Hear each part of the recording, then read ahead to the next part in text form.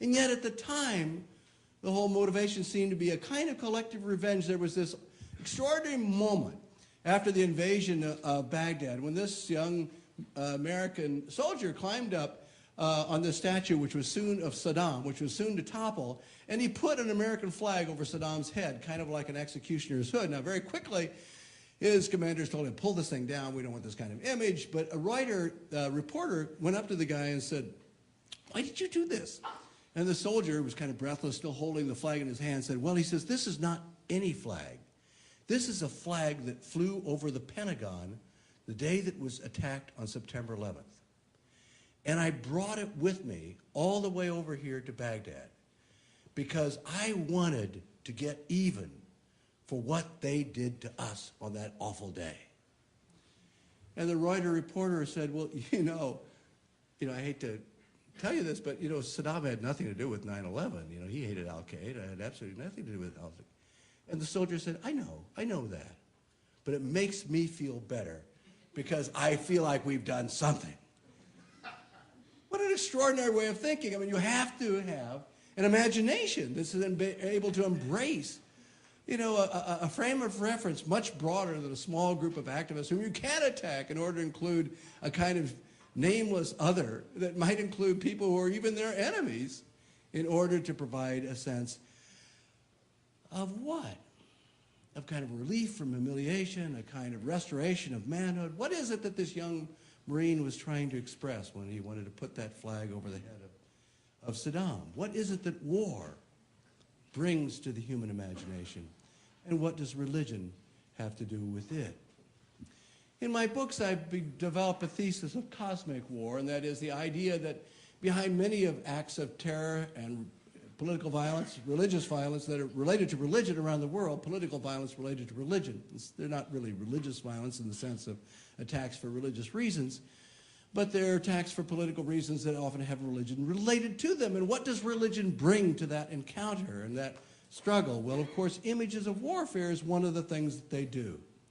This idea that is ubiquitous in every religious tradition, whether it's the Mahabharata and the Ramayana and the Hindu epics, whether it's the great savage wars of the Hebrew Bible that is a part of the Christian tradition, or the book of Revelation and its awful battle at the end of time, whether it's the Mahavamsa and the Buddhist chronicles that talk about the great war between Buddhist and Tamil kings. Every religious tradition is full of war.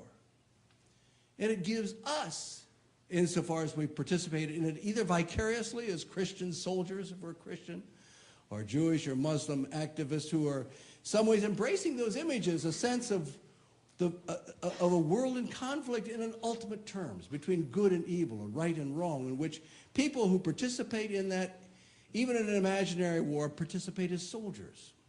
I remember when I was a kid growing up, and a revivalist preacher dressed up in camouflage fatigue saying, there's a war going on, a battle between good and evil and right and wrong and religion and irreligion. It's a battle for the soul. And right now you can come down the sawdust path and accept the Lord Jesus as your Savior and take up the struggle of fight as soldiers for Christ. Now, who wouldn't want to do such a thing?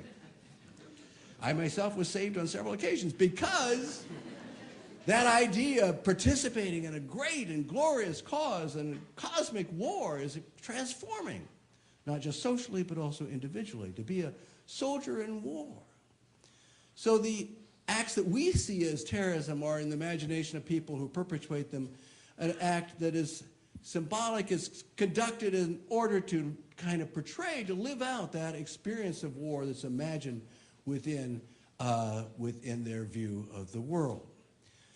So acts of terrorism, as I've argued in previous books, are performances in order to try to bring us into the structure of war. Now, of course, 9/11 did that. It did that in a very dramatic way.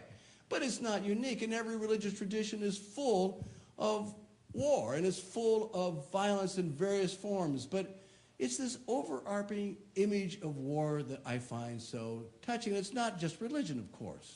Literature, Hemingway. One of the interesting things for me is that the ubiquitousness with which images of war appear in computer games. Now, for the book I'm working on God and War right now, I had a consultant I interviewed a consultant who was very adept at and very knowledgeable about computer games. I think we have a picture of him coming up right now. Yes, he's at his laboratory. He's a 13-year-old boy who spends at least 10 hours a day on computer games. And they're all about war. What, I said, do you like about them? He says, well, they're fun. I said, yeah, they're fun, but they're killing people. He said, well, they're not really people. We know they're not people. They're just characters in a computer game. I said, yeah. So that if they weren't really people, if they were like robots or just sticks, it would just be equally as satisfying. He thought for a second. He said, no, I want to see blood. 13-year-old boy wants to see blood. I mean, there's something about this being close to death in order to reaffirm life. There's something about this business of wanting to deal with the most destructive and anomalous of human activities in order to reaffirm order that I think is a part of war's imagination, and it's a part of the religious imagination. This is from the Hindu epic, the Mahabharata, the Bhagavad Gita. This is just as savage as any computer game. They're out there bleeding with swords stuck in their side. But that's Krishna and Arjuna up there. That's the story of the Bhagavad Gita up in their chariot. This is the most sacred part of the Hindu epics, and yet it's in the midst of war. Order of life, reaffirmation of things that are most deep and important in the midst of chaos, in the midst of conflict, in the midst of the messiness of the world. And the message of the Bhagavad Gita, as Gandhi discovered and preached to his disciples, is that all life is conflict, all life is messiness and chaos, all life in a sense is war. So we have to learn how to keep our calm, to rise above it. That's the message of the scriptures. How interesting it is that even in the most glorious of religious messages, there is an idea of war. This is St. Michael fluing the dragon from the Christian tradition. I worship at the church called St. Michael's in Isla Vista, reminding us that war is at the center of every religious tradition. So when somebody like Timothy McVeigh, who is probably the most famous Christian terrorist, the one who perpetrated the largest act of terrorism before 9/11 for Christian reasons, yes, Timothy McVeigh, read his book. Read the book that he worshipped, the Turner Diaries. You can see it as this cosmic theism tries to reincarnate a new Christian civilization, a new kind of revival of Christianity for the sake of Christian, and that's the reason why he bombed the World Trade Center, thinking that people would rise up. It was exactly the same kind of ideas that were involved in the 9/11 attack, that there was a great war, and this was to give us the message, to give the world the message that we can't hide from the war. It was the message of the Bhagavad Gita. The same message in Japan, the militant Buddhism with the Aum Shinrikyo and its nerve gas. The same message in many ways that were a part of militant and Sikh traditions, the Khalistani movement in the Punjab, that are part of militant Jewish extremism. Rabbi Meir Kahane advocated the killing of Arabs on the West Bank. The attack of one of his disciples, Dr. Goldstein, in the tomb of the Cave of the Patriarchs was the first major attack targeting civilians in the current Israeli-Palestinian conflict. And Hamas claimed that it did not start targeting civilians until first the Jews did, and they were thinking of these followers of this extremist, Rabbi Meir Kahane, who had this image of a great cosmic warfare, a great struggle that would bring the Messiah into the world. I mean, how important is that? How significant is that? And of course, images of jihad are now identified with Islam, but there are images like this in every religious tradition. No tradition is free of it. Every religious tradition is full of it. Our literature is full of it. Ideas of warfare are part of the human condition.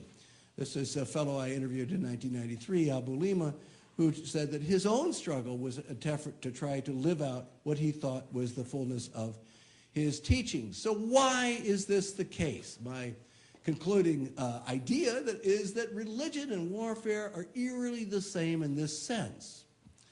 Both, if you think of them as languages or images, that try to grasp us on a very central and fundamental level, because to be in warfare, as to be in religion, is to be in a worldview that permeates every aspect of our understanding of ourselves and the world in which we live. That's why people are willing to die in war. That's the reason why people are willing to die for religion. So there's something eerily similar in the sense that both provide templates of order, some way of understanding chaos, confusion. And when something awful happens, like the bombing of 9/11, or something happens in our life, like the forebodings of our own deaths, we find templates of understanding, war, religion, that give meaning. Some theologians like Reinhold Niebuhr have understood this in a profound way, and thinking about the struggle for justice is like a struggle in war, and seeing Christians in some ways by an obligation to be involved in this struggle, although of course not in a destructive way, which is exactly the argument that Mohandas Gandhi gave to his followers in India, that life is struggle. We can't avoid it, but we can avoid killing, and we can rise above the kind of violence that's associated with the struggle in order to see the ultimate war on a more transcendent level.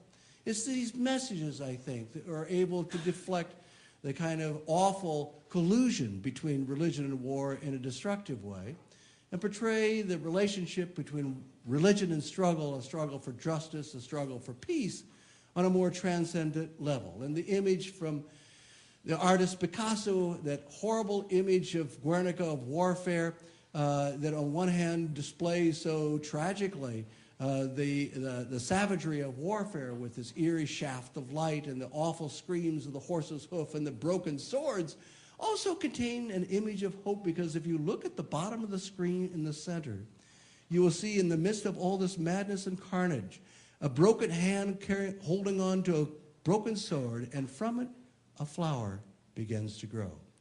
And the possibilities, even in religion and war, the possibilities of peace.